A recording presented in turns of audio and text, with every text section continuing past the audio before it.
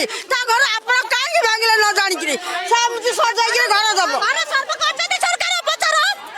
ସରକାରକୁ ପଚାର ତା ବାପା ମା ଯାଇଛି ସେ ଗାଁକୁ ଯାଇଛି ତା ଘର ଭାଙ୍ଗିଲେ ସେ ବି ଗୋଟେ ଗରିବ ପିଲା ତା ସ୍ୱାମୀ ମରିଯାଇଛି କାହିଁକି ତା ଘର ଭାଙ୍ଗିଲେ